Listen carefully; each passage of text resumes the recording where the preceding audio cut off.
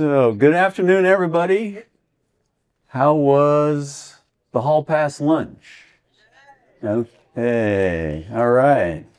My name's John Janson, and I have Wilf, sometimes known as Wilf Sommerkorn here, and we're going to talk about requiring full compliance with general plans. How does that sound? Okay, we're going to do a vote right now. Yes, no, maybe. Let's have the presentation, then we'll figure it out.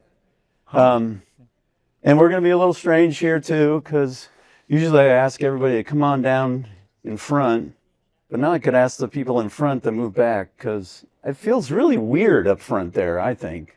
Sorry, the screen's so huge. We're a long ways away back up here. Yes. And we want to interact. But right now I'm down here because I get to be the remote. I'm the slide changer. Yeah, we're going to trade on and off. So the impetus of this session is that guy right there. Not How me. many read Wilf's blog? Oh, we got some hands. So 3 months ago, 4 months ago? Yeah, it's been, I haven't written for some time. Well, anyway, you're traveling. Yes, you are. But he wrote a thing about required general plans. And some old guy wrote about 10 things back to him saying, boy, that is stupid. Anyhow, so then we decided we should maybe do a session on this and kind of talk it through, see what y'all think. See if there's some alternatives to consider, or just as is. So, slide maestro. Okay. You think about it, we've had advisory general plans for a really long time. And I have not worked all of those 50 years, I'm sorry. It's a rumor that I'm that old, but not quite. Anyhow, and we try to keep them up to date. We've had the moderate income housing plans added in. We've had water added in. It's not like it's way out of date, what's required these days by state law.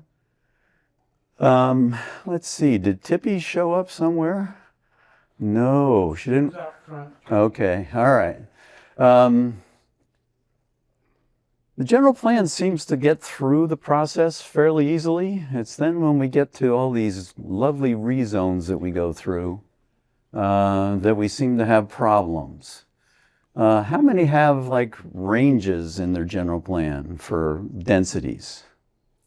Okay, ranges. So you might have low density in Daniel, that's 5-acre lots. You might have low density in West Valley City that is 6,000 to 10,000 square foot lots, maybe. Anyway, and then you get a proposal in the door that is in that range, and the council decides to turn it down, right? Anybody ever done that? Ever been there where, let's say the zone right now is 10,000 square feet and the proposal is 9,000 square feet and it gets turned down at the city council level? Why is that? There's that one word up there, right? Pretty obvious. Okay. So really, a lot of times this conversation is about housing. It's the proposals we get that involve housing, involve density, and they get turned down because of public concerns. So let's do the next one. So here's what we're hoping to go through today. Man, that's a big screen. Sorry. I do find this sort of awkward. Anyway, and I'm not on camera anymore. There we go. Informed planners. So at least the last couple of years, there's been a little conversation up at the legislature about this. It seems to have waned a little bit, but it may be coming back. Across the country, you are seeing communities that are doing the adoption. Okay, you adopt the plan and you have compliance required. Okay. And we just want to talk some pros and cons. We got a couple slides on that. See what you all think. It's an interesting issue. And then play around with some ideas like, what if? what if this happened? What could be some of the consequences of that? How would that change our procedures? What might you do different? And what would you change in your general plans? Okay, one more. Okay. So across the country, we are hearing that there are some places just saying you got a general plan, everything in there is mandatory. Okay, mandatory compliance. How does that sound? I am going to ask questions, and eventually you're going to give me some answers. So, Like an ordinance. yeah, it is. It would be. Yep, sure would. You just moved the goalpost backwards. Could be. You said moving the goalposts backwards. Yeah, that could be one way to look at that. Then there's some other ones that are just doing partial plan compliance. Okay, what does that mean? Yeah, which parts? I'd like to assume that's the future land use map, which I seem to affectionately call the flu map. Yeah, maybe just that part. Interesting idea. And that some communities are saying, okay, rezones from now on are administrative, not legislative. So you would never have to go to that council. Or would you categorize density ranges within a land use area as? Repeat the question. So Peter said, what would you categorize the land use ranges? So often within a flu map, you have ranges of density. Let's just keep it to housing for a moment. But it would be low density, medium density, high density, and however that community defines that. Or 2 to 4 units per acre? Yep, 2 to 4. It could be per acre. It could be these zones reflect that kind of density range. Could be a lot of ways that's done. But that would be an interesting thing, right? No longer going to the council. See a few nodding heads, but an interesting piece of that. So let's go to slide 4, and it's your turn. This is going to be interesting, going back and forth a bit. I was hoping John and I could like punch on each other a little bit and talk about issues, but we also are hoping that you guys will join in the discussion here and ask questions and do some things. But let's just set the background on this a little bit and why plans and zoning are the way they are. So back in 1921, the Standard Zoning Enabling Act was adopted, or was recommended by the U.S. Department of Commerce, and then almost all of the states adopted it into their state codes. And cities almost immediately began, and some had even predated this, began zoning their cities. The interesting thing is what did it say in that about plans with regard to that? The SZEA said this: such zoning regulations shall be made in accordance with a comprehensive plan. Well, what does that sound like? Does that sound like you've got to have a plan and be in conformity with it? It kind of does when you just read it that way. But the term comprehensive plan was not defined in the SZEA, and instead there was a footnote that attempted to clarify the term, and the footnote said this will prevent haphazard or piecemeal zoning. No zoning should be done without such a comprehensive study. Didn't say plan at that point, it said a study. Beyond that, the SCZA did not provide any guidance or nature of comprehensive study, who was to prepare it or what its role was to be. Then later, a number of years later, we had the Standard City Planning Enabling Act, which talked about adopting plans, preparing and adopting plans for communities. And one of the things that was in that particular set of legislation or authorizing, it said that Section 6 included a zoning plan, and it was to be an element of the plan along with other components of various things that we normally consider to be elements of a general plan. But, however, under that enabling act, none of those elements were mandatory, including the preparation of the master plan itself. Was not mandatory. Under the SCPEA, plans kind of set forth the process for preparing plans and what could be in the plan. It did not mandate what needed to be in the plan, but set forth a bunch of things that could be in the plan. And then it basically said that these are advisory and not mandatory. And that was the language that came directly from this the code that was adopted all around the country that was sent out recommendation by the Department of Commerce. Well, prior to the time for the plan provisions, and even prior to the SZEA, a number of cities were zoning their cities already. They were zoning their communities, and many of them had no kind of a plan in place.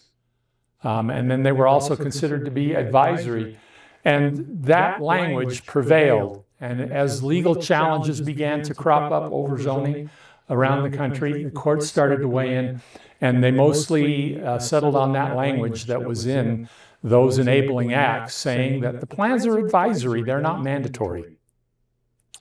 And so state legislatures then began to adopt additional provisions or make some changes, but by and large, they stayed with the language of saying plans are advisory, not mandatory.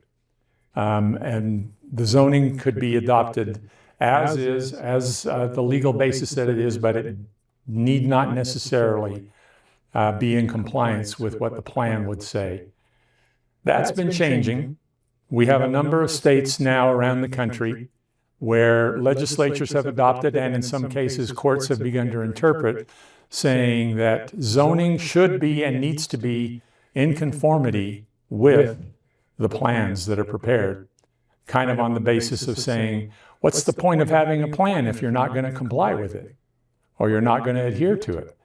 And so there's some of that sentiment that's kind of been making its way around, and that is being reflected more and more in locales around the country. Most states, however, including Utah, plans are still advisory only. We go through all the work. We have a number of required elements. If you read the Utah Code, in order to do land use regulation in the state of Utah, A, you have to have a planning commission. B, you have to have a general plan. That general plan, however, is not mandatory. And when there are a number of elements in that plan that are required, you're required to have in the plan, but compliance with that plan is not mandatory in the state of Utah and in a number of other states around the country. So that kind of sets up some of the issues that have been taking place in some of the discussion that's happened recently. John? Next, I think. So, if plans are made mandatory and compliance is required in those other states where that is beginning to happen, it raises a number of issues. John already touched on this a little bit of saying, consistent with what? What in the plan are you being required to be consistent with? The flu map is probably the most likely one, but does that mean that's all a general plan is, or mainly what a general plan is? Many planners particularly, and others would argue that, no, there's a lot more to a plan than that. But how should things be consistent with that? Some states that do have requirements for consistency with general plans, like Virginia, as I noted in there, it's pretty general. It says you have to be consistent with your general plan, but it's pretty loose.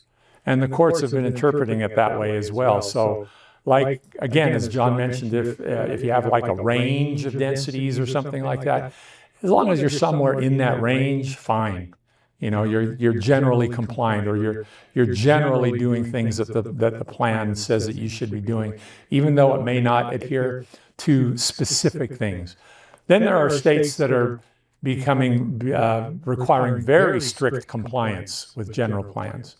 California has become one of those states where communities are very much required to be consistent with their general plans and be in conformity with it.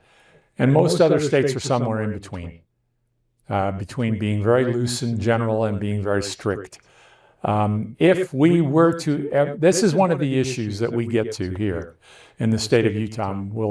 I'll talk about this a little bit more, but where would we wind up on that? I call it the spectrum or a range. Where would we wind up, or where would we want to wind up on that spectrum or range if we did become a mandatory compliance state with general plans? All right. Let's talk about why we're talking about this here in the state of Utah.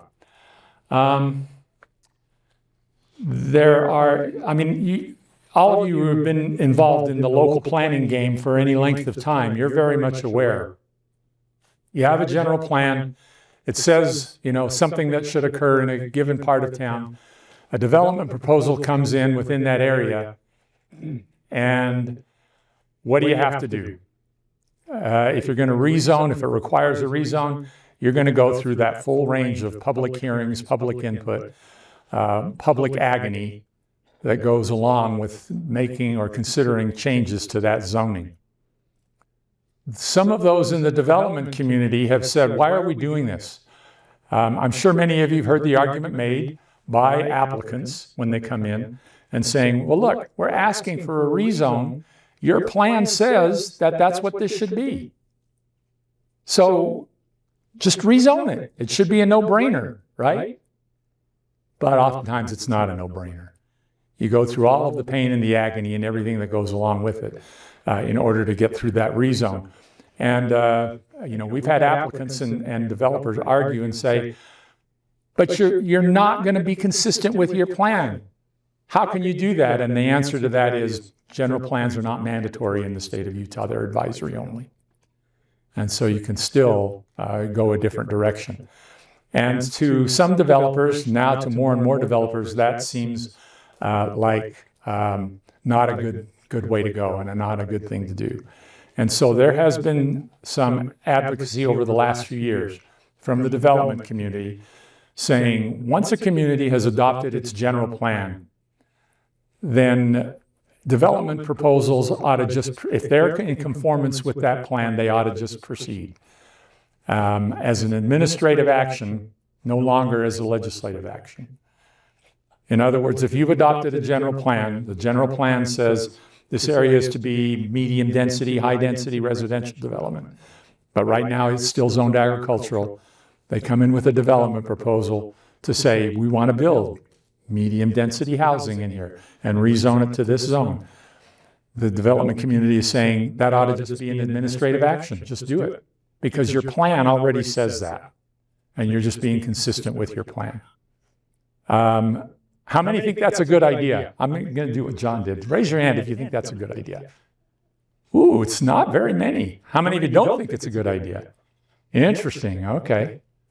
I'm just curious. Why do those of you who think it's not a good idea, why do you think that?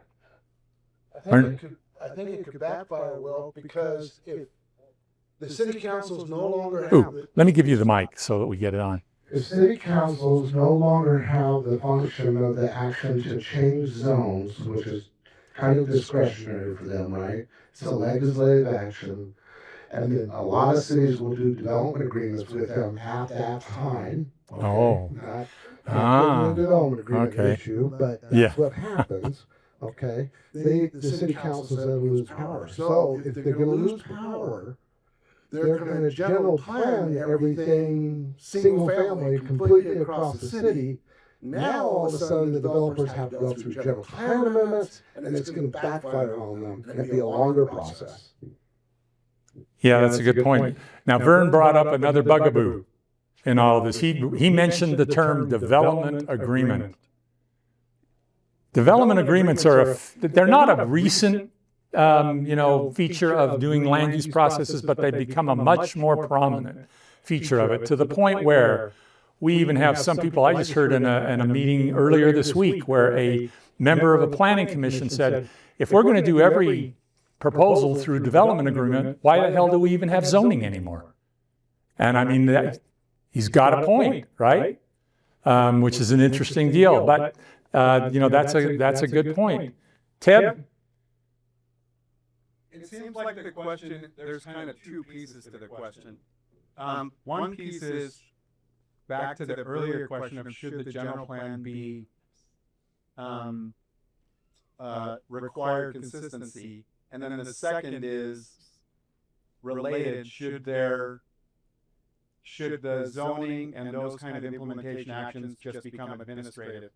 I feel like a general plan, this is a little bit consistent with Vern's point, a general plan cannot think through all of the details and intricacies of changing a zone across a city. It's too much detail and information for a general plan process to deal with. Or even at a specific location, for example. However, I favor mandatorily compliant plans, and here is the main reason why. Because you're more likely to have a balance of NIMBYs and broader community interests when you look at something citywide. You're more likely to do that. And so we should have some teeth, like a Virginia soft gummy denture teeth kind of level, something there in the plan that matters. Yeah. You know, to a point that you just made, Ted, when you talk about getting broader community-wide approach and interest and a look at things, I have seen some research that has shown that in communities, people, when they're asked generally about whether they support increased densities for housing, increased housing and so on, across the board, they do. People generally say, yeah, no, we support that. We know it's needed and we support that. But when it comes down to a specific location, oftentimes those very same people who said they support it throughout the community will say, yeah, but not in my neighborhood. Not here. This isn't the place for it. So I think that argument is persuasive. That last bit you just said, I think that's persuasive. When you do a comprehensive plan, it's for the entire community, the entire region even. Drilling down specifics on zoning, I think is where you get more granular, and I think that's a case for having it not be an administrative thing, because if you come to the city council and in a public hearing type setting, you have the opportunity to give input that's meaningful and potentially impactful. Whereas in an administrative function, your input is neither solicited nor of any real value. The other thing is that in a legislative type situation, with zone changes, there are legal entitlements that are associated with those zone changes as well that are not given at the stage of the comprehensive plan, the general plan. So I think that's a function that should stay a legislative function. okay, good points. Hey, this is great. We're getting some discussion going. John, pick up that mic and chime in, because you've raised an issue as we've talked about this, about what may happen to general plans. Okay. Yeah, this sounds a little like yours, Vern, but I was thinking the next generation of general plans, if they become 100% compulsory, would be this knee-jerk, is that the right thing? Knee-jerk reaction. And we zone, or we have that future land use map is all agriculture. How's that? Ag zones everywhere. So everybody that comes in has to rezone. And has to amend the general plan. Yep. And, well, go through that legislative process. Yeah. So anyway, I'm just thinking that the full compliance really is a problem in my mind, especially with the way a lot of the plans are done. Let's just think about that for a minute. Let's get off the future land use map just a second. And let's go to that little table at the end, that has all your great goals and policies, and here's how you're going to do it, and then how long you're going to do it. 2 years from now, 3 years from now, 5 years. Implementation schedule. Is that going to be required too? Oh, wait a minute. We didn't do that trail over there on the other side of town, and the plan police are going to show up. We're going to be in big trouble. Anyway, just thoughts for the full compliance? I don't see how that makes any sense. We have a slide on all this stuff. Do we want to jump to those? Yeah, I guess we could. Yeah, Sure. it's sort of a pro and con thing. But we should go to. Yeah, this is similar, Okay. All right. isn't it? Kind of. Yeah. Yeah. Yeah. Yeah. So what's happening here? I think that one was sort of mine. I forget now. Yeah, it is. Go for it. Okay. And I think you made the point again, Vern. How do you think your city councils would go for this? Anybody think they'd love the idea that they don't have a choice in turning down a zone because it complies with the plan? Anybody? They would have a problem. And the problem could be timing, because a general plan is for, can be a horizon set up 10, 15 years from now. So you put stuff in the plan knowing you're going to work towards that. Yep. You don't have the capital set aside. You don't have the infrastructure. water take built, Yep. those things. And so to say day one, you have to comply with everything that's in your general plan, we're all in trouble.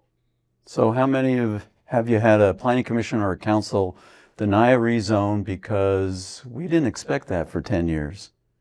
Anybody? I've been in a hearing, and I think it was West Valley City that was like that, at least at one time. So it happens, right? Timing's an interesting question, and it's usually in your plan. You failed to mention this. How many developers are there in the legislature? I will just say, you remember the old adage that goes one, two, and many? We have many. Okay. It's just an interesting piece because, where does it come from?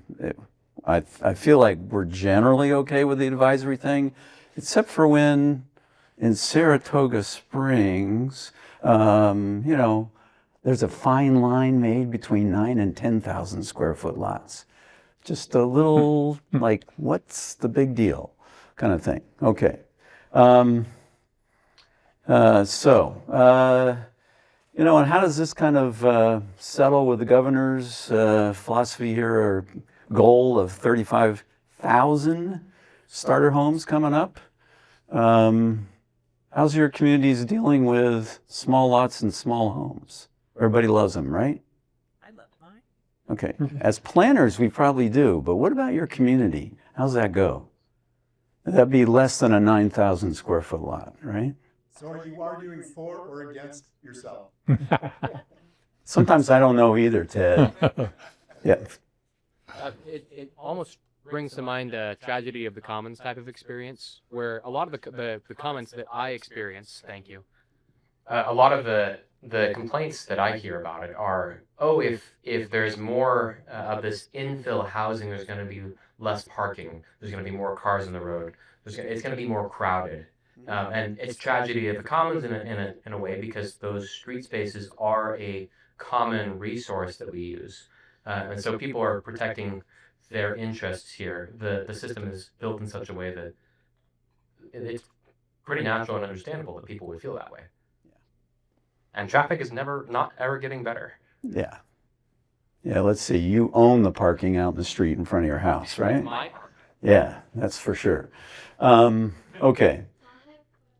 Yep. Oh, is that Meg Ryan? Wait a minute. Did you get an Academy Award just the other day? Sorry. A handful of cities in the state have chosen to do consistency or binding plans, and I'd be interested if there's any in the room in giving us their perspective. Okay. Anybody out there have a requirement for consistency in your community?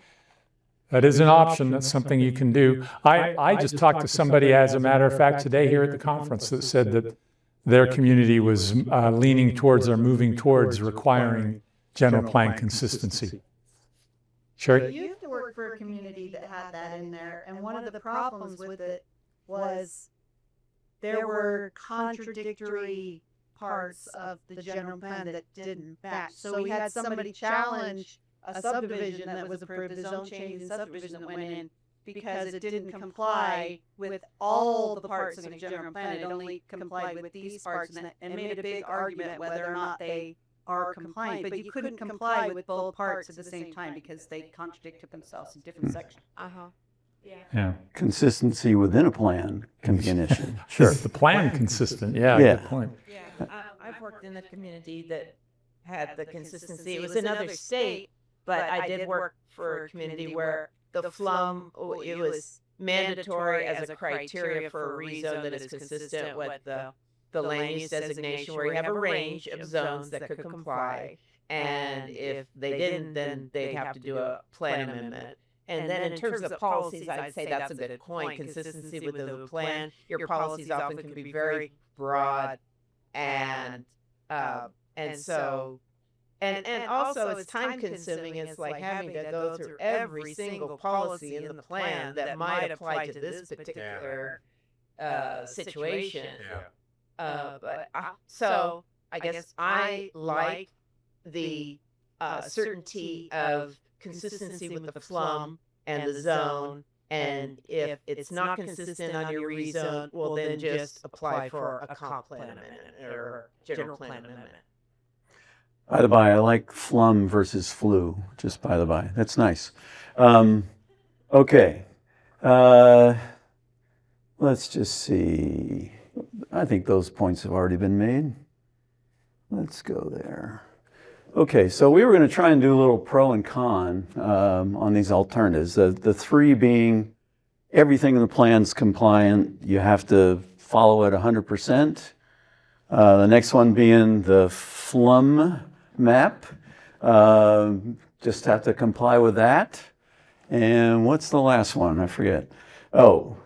Just forgetting all the legislative parts of this and just saying rezones are administrative. Okay. Yeah, I'll so, talk about that in a sec. Yeah, and we have a few pros and cons. The first one, it's pretty straightforward. Everything in the plan is required and you got to follow it. Okay. That sounds easy, except that it's really complicated most of the time. Just doing the flume map. What do you think of that? To me, that's an interesting piece of this that could be a part that makes some sense. As you're saying that those land uses you show in that map make sense, but they might be 10 years away. But that's still in there. And then the other one, you just take care of all those hearings that we all love, talking about rezoning to some density that nobody seems to want, even though it's in the plan. So, got a few cons here. Again, I really do think most of our plans are quite complicated and might have to be a lot simpler if you were looking at full compliance. Yeah, and all those charts at the end that I mentioned earlier, probably you wouldn't want to do that, right? You wouldn't want to commit to much. Excuse my throat there. And the plan police, we already talked about them. For the second one,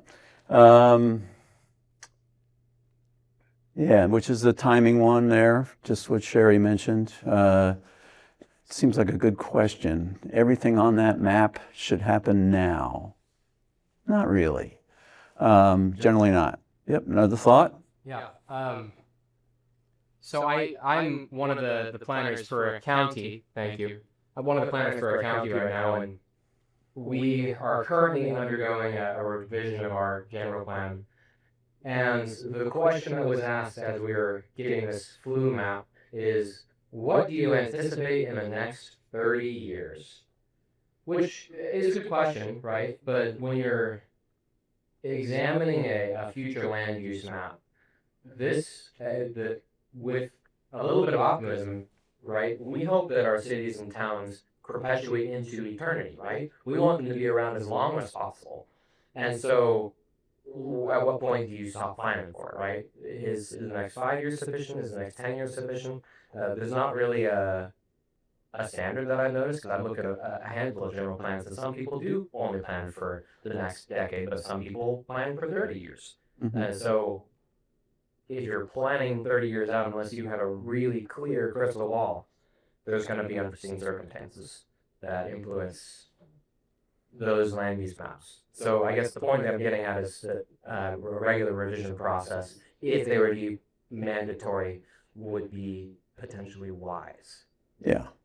So that begs the question, how many revisit their plan every year? Any hands? How about every 5? There we go. 5 I see recommended pretty often, by the by. And if you just think back 5 years, even 10 years, this world's different than it was then. So the 30 years is nice, but looking at it every 5 years makes a lot of sense, right?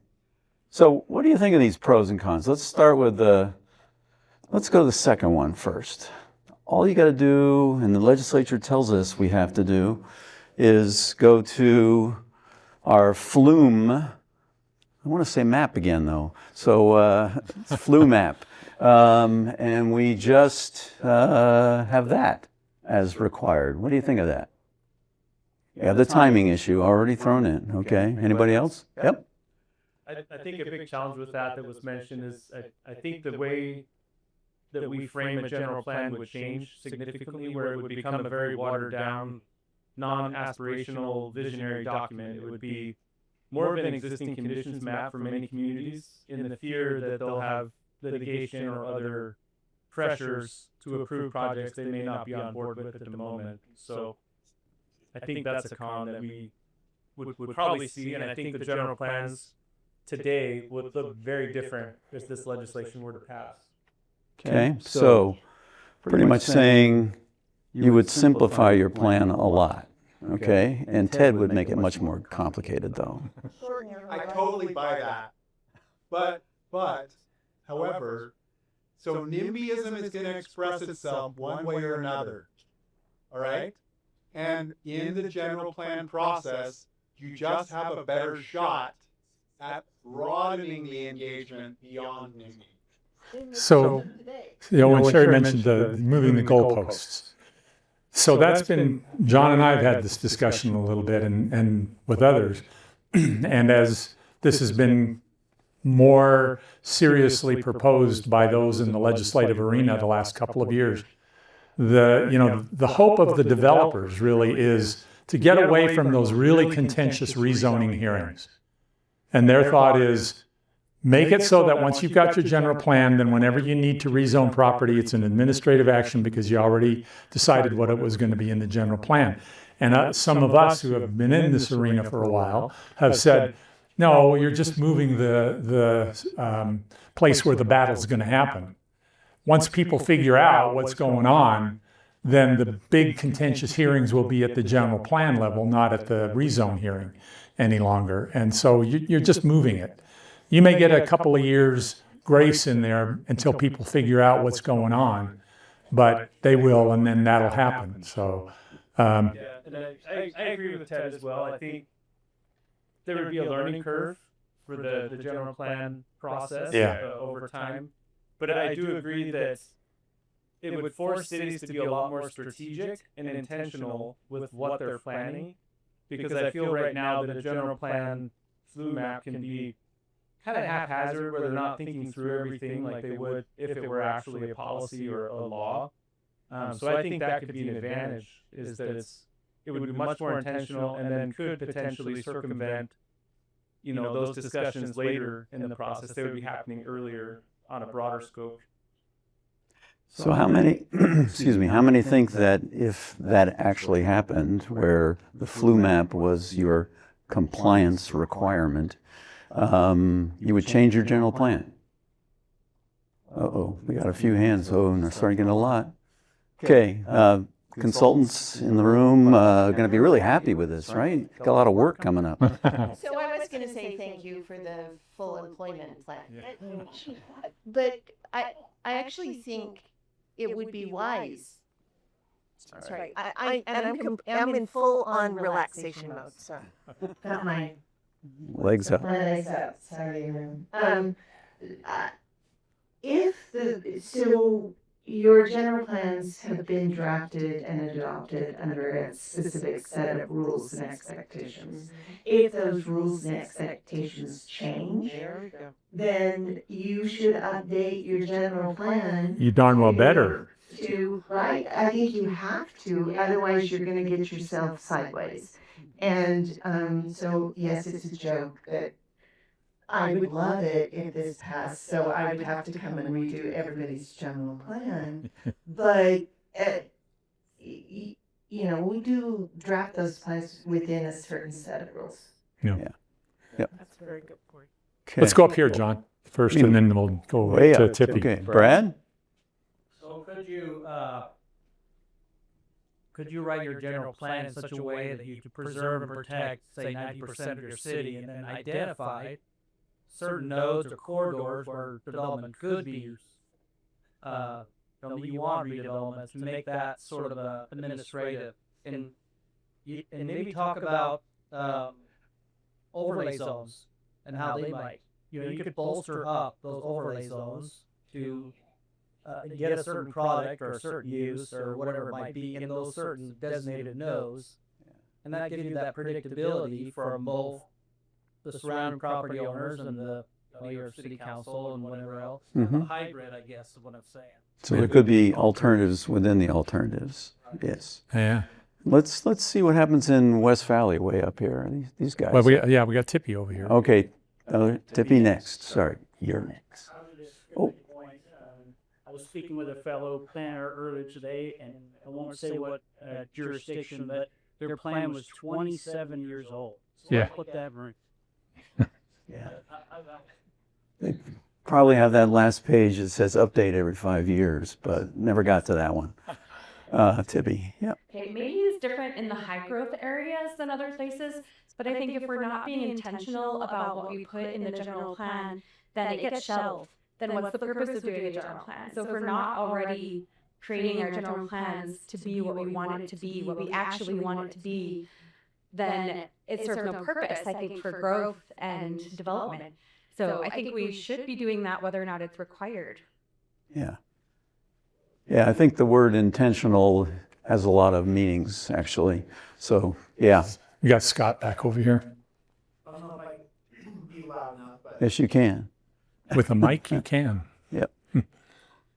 So maybe this is good, bad, or indifferent, but something I've seen over my career is the legislative process being used for the exchange of density for any number of things. For a long time, it was density for open space. We'll move you from half acre to quarter acre, or quarter acre to 5,000 square foot lots, but we want 30% open space, or a cost differential to help us pay a park, or some other thing.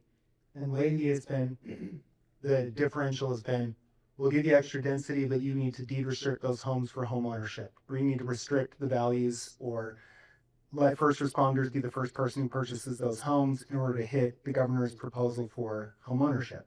So if our general plans are obligatory, can we bolster them enough with the policies behind it that say, sure, we'll move you from your agricultural zone to X density, but this is the trade-off. Like, this is the specific thing you'll give up. And I worry about that because depending on the day or the year or what we need, those exchanges might be different. You know, what the legislative body, the council and the mayor decide that they need for their community, whether it's open space, affordability, a trailhead, you know, any number of things can really be different. And maybe that's a bad way of doing rezones, but I think I've seen the legislative process be used as an opportunity to get something for something in a lot of ways. And does that go away? And you do that through Development agreement. Oh, a development agreement. Yeah. The development agreement can throw a whole new dimension into this, and maybe we'll talk about that in a sec, but I just wanted to kind of go over for you a little bit. So when I was writing about this, as John mentioned at the beginning, on the sometimes I do blog thing, Ted kind of tried to corner me a little bit, because the way I was writing them, as I read them over after I kind of interacted with Ted a little bit, I thought, yeah, it does sound like I'm sounding pretty negative on this whole idea of having mandatory general plans. And I think Ted was kind of implying to me, you're a planner, for heaven's sakes. Why would you be opposed to doing planning? And I mean, he had a good point. He really did. And to tell you the honest truth, I don't have a problem with mandatory compliance with general plans. My issue was the way the discussion was going, with all of the legislative stuff that was happening, was that there was a big push from the development community, some in the development community, to make this requirement happen. And it would have been like flipping a switch. And my thought was, it's going to take us a while to get there for all of the reasons we've just been talking about. We need to update plans. We need to think through what we're going to put in those plans and how we're going to put them in those plans. Where on that scale of strict compliance to general compliance, where do we want to wind up in the state of Utah? You know, that's one of the things we should consciously and actively decide upon. There were just a number of things in going through this process that I was thinking, if we do this, you need to give us a couple of years to work through this, to decide how it's going to happen. But the way it was being discussed, it was like, yeah, the legislature will pass a bill and click, and it'll be done. And then you have to be compliant. And I could see, not only would it be a planner's full employment act, but those of you who may be attorneys, it was going to be an attorney's full employment act as well. So a lot of issues regarding that. John? Yeah. So here were some previous thoughts just on things that might change.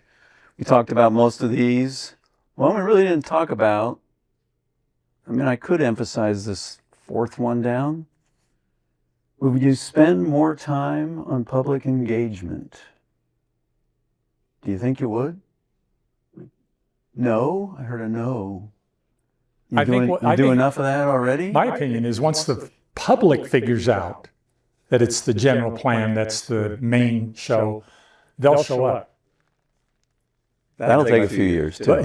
Yeah, it will. But, you know, and then a couple of you made the comment saying, but when you're doing a general plan, you get a better, broader view of the community as a whole, which is a good idea, until you decide you want to put that flu in your plan, and then people look at where their house is and they say, wait a minute, what are you doing there? Yeah.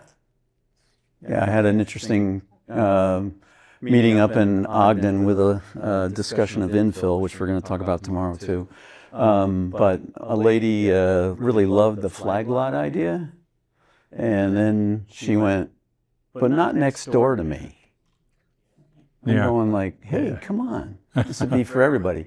Okay, Peter, couple questions, couple more thoughts. I was just going to say to Wilf's point, if we go, you know, to one of those two options, more to that compliance side of things, would the noticing provisions or requirements change when you do your general plan update? Yeah, good point. So, I think it'd have, you know, a huge... Would you have to notify every resident in the city? Yeah, good point. Probably a smart thing to do. And how would you do that? Yeah. Electronically, you know, direct mail, whatever. Yeah, good point. Another question or consideration with the two would be, you know, how the general plan and the zoning ordinance interact with each other. Generally, you would have the general plan and the vision established first, and then that ideally would be followed up with a code update. To where now, if the general plan is obligatory, what if you don't have tools in your zoning code to even implement the plan yet, right? It takes a few years to do that. So the interplay between the two, I think, would be interesting in, you know, reconciling conflicts or holes in the current zoning ordinance, because it's updating the general plan is a huge thing, but now if you have to do a comprehensive zoning update, I think that's great, but that would have to be considered into the whole equation of... Yeah, you know, you raised that, and just a few years ago, the city of Los Angeles was challenged legally on that very basis, saying, you know, you don't have land use regulations in place that are consistent with the plan. And the response on the Los Angeles side was, we're working on it. You know, we can't just automatically make it happen like that. We're working on it, but the state code said you got to be compliant. So what did that mean for development proposals coming in? So that sounds like the second Full Employment Act. Yeah. You had a question. Good point. Yeah. So this discussion is all about an assumption that everyone in the room is hired planners. So as a planning commissioner volunteer, I have a couple of thoughts. One, I'll go back to something you said, which was, you know, how do people like these 5,000, square foot lots, and they don't want them in their neighborhood? And yes, there's a lot of NIMBYism, But being in the 65 and above age range, it's all my neighbors who are complaining. If you go talk to the 25 to 35-year-olds, they're very happy to move into a South Salt Lake house or an Avenues house in that smaller amount, in those smaller lots that were built in the 30s and 40s, because they can afford it. They can't afford to live in the Avenues. They might be able to afford to live in South Salt Lake. So my question of everyone would be, who are you talking to? Who is your audience? I myself ignore the NIMBYism of like some of what's going on in our neighborhoods, because we know as planners we have to do something. And a lot of people are just don't educate themselves about why we're doing what we're doing. I think from mandatory versus general plan issue, we had this issue about 3 months ago where we kicked back to the city council and said, we are not going to rezone this until you give us guidance, because you have a conflict between what you're telling us you want to do and what's in the general plan. And in the general plan, this should not be rezoned. And it was in an area, they did end up rezoning at the city council and changing the plan, because it's an area we made the recommendation where we wanted to be a new corridor and we wanted to change, but that's not what was in the plan. So as a planning commissioner, we feel like we have an obligation to kick it back, to say, you guys have to get your paperwork in order if you want us to be responsible for a decision. So. Yeah, good point. Yeah. So I know we're getting close. Oh, are we? I think, do we end up at 1:45? Yeah, we got about 5 minutes. Yeah. Let me just tell you where things are at, and then we can continue some more discussion. But the idea, as John mentioned up front, that this idea of making the plan mandatory, compliance with the plan mandatory, it was a pretty hot discussion for the last couple of years, but it kind of faded this year. And I'm not really sure why it did, but there was an interesting thing that happened. So being the legislative chair for the Utah APA chapter, I sit in on meetings with other legislative representatives from other states every so often. And we had a meeting at the end of many of our legislative sessions earlier this year. And the Arkansas representative talked about a bill that they passed in Arkansas this year, their legislature passed, which says this, that if a proposed rezone is compliant with the general plan and is proposed by the property owner or by whoever has the interest in the property, then at the option of the city, they can declare that to be an administrative action and pass it administratively, rather than having to go through the legislative process. That kind of accomplishes what some of the development community here has been trying to do. And the interesting thing that I found about that was the Arkansas rep said that was something that the cities and the planners in the state of Arkansas supported. They thought that was a good idea. When I mentioned that to some of our developer friends here, that this is what had happened in Arkansas, and then they apparently mentioned that to one of our state legislators who has been very keen on this issue. What was reported back to me was that the reaction was, oh, wow, that is really great. Really like that idea. I thought we would see something happen on it, but I'm not seeing anything happen yet this year on it. That doesn't mean it couldn't happen still. It may mean that it'll be another time before it happens, but that, rather than going through all of this, mandatory general compliance and a lot of the stuff we've talked about today, that particular action would say, if a property owner applies for it and it's consistent with your general plan, however you determine what that consistency is, then the city at its option can say this is an administrative action, bingo, they just approve it without going through all of the legislative process requirements. Which, for me, brings up Scott's point of how would development agreements work with all of these administrative approvals of rezones? Yeah, that's kind of the...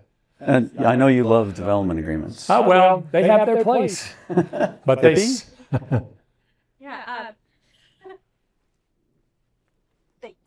Process-wise, something I'm thinking of as we're discussing this is if general plan were to become mandatory compliance documents, I think we see a lot of general plan amendments. And so some cities have them, but I guess some don't. That will kind of lengthen development processes if they don't comply with the general plan. And I think there's a lot of things we can't comprehend that will happen for development in 5 to 10 years. I can see that happening and making development take longer in the long run, especially for cities that don't currently do the general plan amendments the way some cities do. Which some cities they do them concurrent, right? Yeah, with a rezone and a general plan. You'll do a rezone and general plan amendment, Yeah. or some cities require a general plan amendment, then you can apply for a rezone, then you can apply for the site plan. You know, like, right. Some cities will put them on the same agenda. Yeah. How many do that? The general plan and rezone can be done at the same time. A lot. Mill Creek doesn't? I think they do. I think they do too. Okay. So what this is the beef I see with the development agreement process in all of this. What's happened, the way development agreements have evolved here in the state of Utah now, and this kind of happened because of what happened with the old Cottonwood Mall site and then some subsequent things to that. Communities can now approve development agreements that allow for development that the zoning normally would not allow. So in other words, you can have a zone in place on property and say, this is what the zone requires, this is what allows. But a development comes in, an application comes in, you craft a development agreement and you allow things to happen in there that are not allowed in the zone.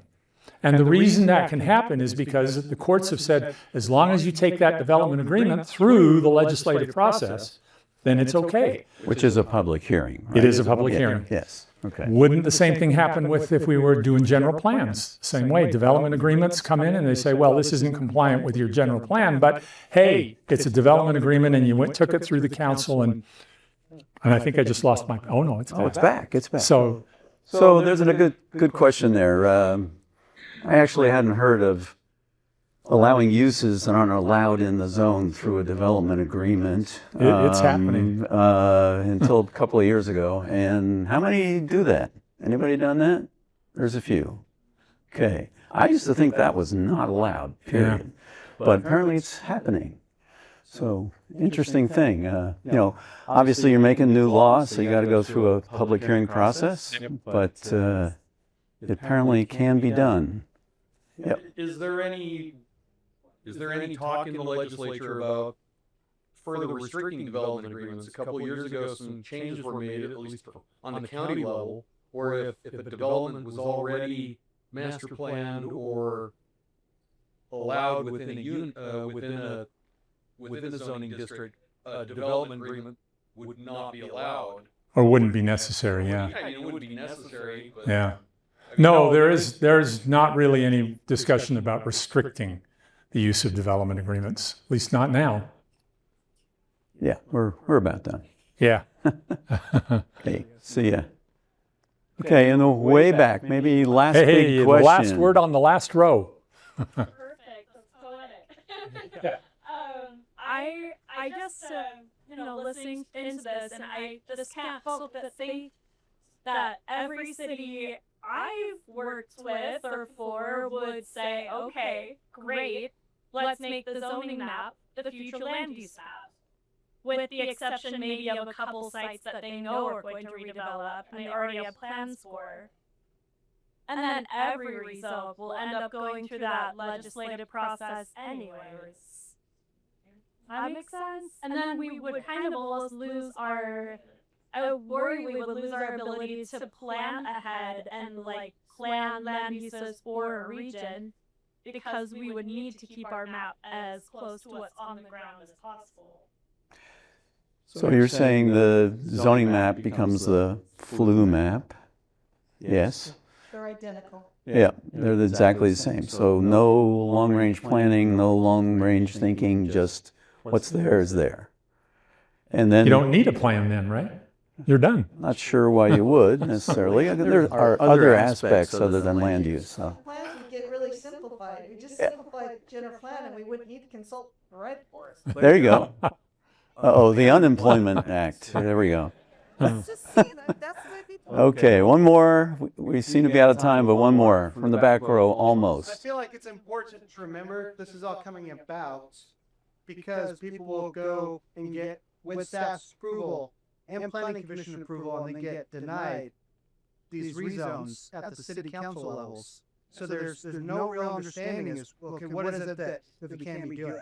So keeping in mind like the problem and how we help address that is important while we're trying to go through all these other issues that mandatory compliance or partial compliance can bring up. Well, I really like your suggestion, trying to flesh that out. Yeah, well, and I think the point of this discussion is, let's be aware. This could show up, folks, and we may be able to help craft how it actually turns out, if it actually shows up. Yeah, the bottom line is it's not on the radar screen right now.